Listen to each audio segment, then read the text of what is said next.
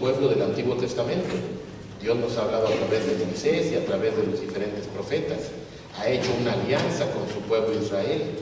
Ha comunicado su palabra, ha comunicado también un proyecto de amor y de salvación a través de los profetas.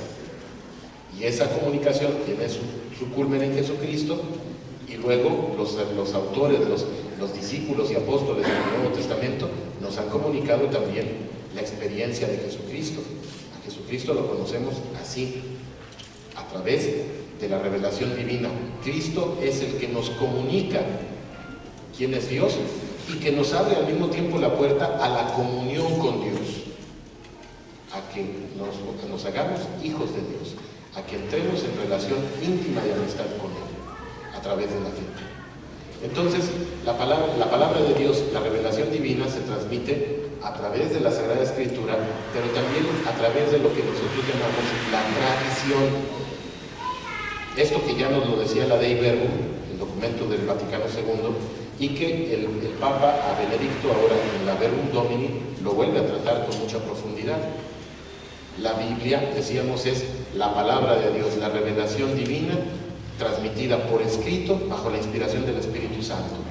Dios tomó hombres, instrumentos para comunicar su palabra por escrito, y allí tenemos la Biblia, ese conjunto de libros que forman la Sagrada Escritura y que para nosotros tienen un valor canónico, o sea, son norma de fe para la comunidad, porque nosotros reconocemos que esa palabra viene de Dios, es palabra de Dios transmitida en lenguaje humano.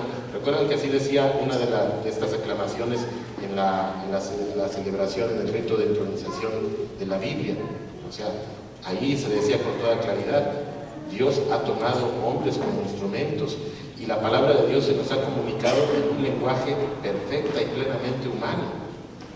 De tal manera que en nuestro acercamiento creyente a la Biblia, yo creo que la gran mayoría de ustedes participan en diferentes lugares de estudio de la Biblia, diferentes experiencias de meditación con la Biblia, de oración con la Sagrada Escritura. Bueno, pues allí uno va conociendo que esta Sagrada Escritura no cayó del cielo así ya terminada. A veces hay algunas personas que piensan así, como si la Biblia hubiera bajado del cielo ya acabada. La Biblia bajó del cielo ya acabada. La Biblia se ha escrito a lo largo de una historia muy laboriosa de comunicación de Dios a los hombres. Cada autor bíblico ha sido instrumento para la comunicación de Dios hasta llegar a la forma final de estos libros que tenemos en la Biblia. San Lucas, por ejemplo, nos lo dice con mucha claridad al principio de su Evangelio. Él dice: muchos han intentado antes que yo hacer un relato ordenado de lo que Jesús hizo y dijo. Yo también quise hacerlo para transmitírtelo a ti, ilustre Teófilo, para que tengas seguridad de la solidez de las enseñanzas que se te han transmitido, para que sepas que yo no me estoy inventando a Jesucristo, que yo he recibido también un testimonio acerca de Él. Yo le pregunté a los que desde el principio fueron testigos oculares y servidores de la palabra, ministros del Evangelio. A esos yo les fui a preguntar, y ahora mira, aquí está el Evangelio que yo te recomiendo que tú leas para que conozcas a Jesucristo, para que tengas noticia cierta quién es Jesús. Esto fue un comentario pues, de lo que son los primeros versículos del Evangelio de San Lucas. San Pablo lo va a decir con toda claridad en la primera carta a los Corintios, en el capítulo 15, cuando también respondiendo a las acusaciones, algunos enemigos que se le fueron haciendo a San Pablo ahí en la comunidad de Corinto, que empezaron a decir: ese Pablo ni sabe, él no sabe, él no habla bien, hay otros predicadores que hablan más bonito, etcétera, etcétera. Defendiéndose de esas acusaciones, San Pablo lo dice con toda claridad: yo no me estoy inventando nada, yo les transmito lo que me ves recibir. Y fíjense cómo San Pablo ya se identifica dentro de ese proceso de transmisión viva del testimonio acerca de Jesucristo. Pablo no conoció personalmente a Jesucristo. nunca lo vio en vida, en este mundo, así en vida. No lo vio en persona, lo vio después, recordamos, en la experiencia fuerte de encuentro con Jesucristo que marcó el cambio de la vida del apóstol en el camino de Damasco. Lo vio después en otras ocasiones, nos dice el libro de los Hechos de los Apóstoles, una vez que Pablo estaba muy triste por los avatares, las dificultades de su experiencia de apostolado, se le apareció nuevamente Jesucristo y le dijo: no te preocupes, yo estaré contigo siempre como he estado hasta el momento, yo seguiré estando contigo. Pero no lo conoció en vivo, no lo conoció de viva voz, de escucharlo como los demás apóstoles. Y sin embargo, él reconoce: yo les transmito lo que a mi vez recibí. ¿Dónde se educó Pablo? Claro, el encuentro con Jesucristo, pero un encuentro con Jesucristo que lo insertó inmediatamente en el seno de una comunidad que lo instruyó en la fe. Recuerdan que inmediatamente después de ese encuentro, cuando Pablo queda ciego, va a Damasco, allí lo acogen, allí ya lo esperaba un profeta de la comunidad, lo bautizan, se le caen aquellas como escamas de los ojos, entonces puede conocer verdaderamente quién es Jesucristo, y entonces se transforma de Saulo de Tarso, el fariseo orgulloso de sus orígenes, se transforma en Pablo, el apóstol de Jesucristo, el instrumento escogido para la comunicación de Dios a los hombres. Entonces, Pablo lo dice así con claridad: yo les transmito lo que a mí me enseñaron, lo que yo recibí. Recibir y transmitir, esa es la esencia de la tradición, de lo que nosotros llamamos en la iglesia tradición. ¿Qué significa?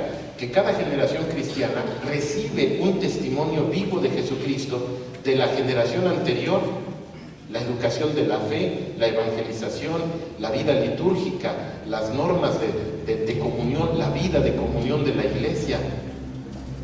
Por eso, al principio, cuando les hablaba de lo del sínodo de los obispos, les decía: uno piensa que la iglesia después del Vaticano II es otra completamente diferente. No es otra, es la misma, tratando de responder ahora a una situación diferente.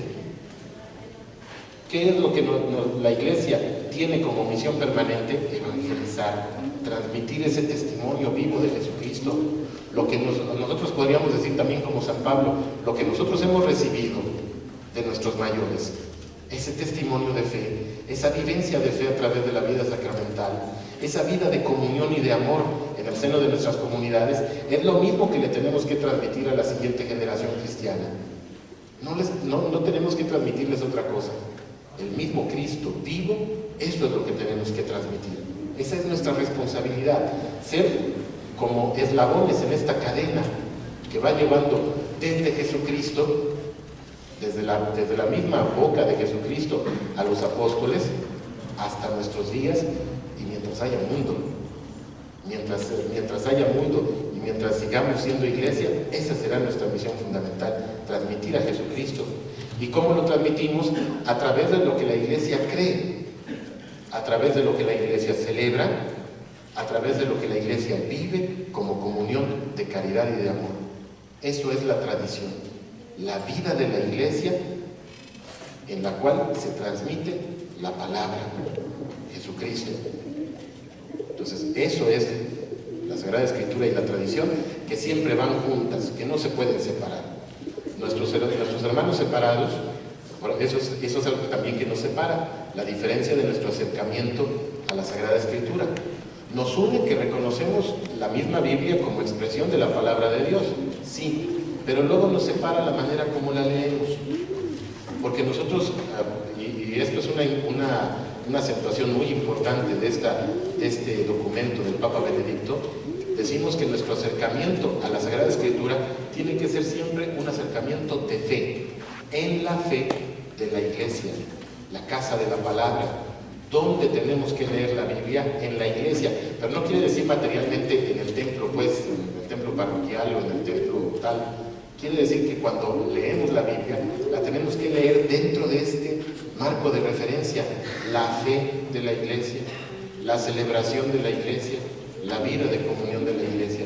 Si nos salimos de ese ambiente, podemos leer la Biblia haciéndonos mucho daño. Ustedes ven, por ejemplo, ahorita que se acerca el 2012, todo ese discurso chocarrero de profecías del fin del mundo, que no es nada nuevo. Tenemos tantos, bueno, sí, ya tenemos 2 milenios peleándonos que cuándo se va a acabar el mundo, y escudriñando la Biblia, hojeándola una y otra vez, a esos lectores fundamentalistas de la Biblia que dicen, aquí dice que el mundo se va a acabar en tal fecha. Pues eso es resultado de leer la Biblia fuera de la fe de la Iglesia. Ese es el resultado de leer la Biblia sin el presupuesto fundamental de fe.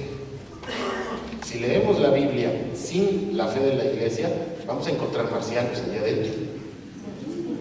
Si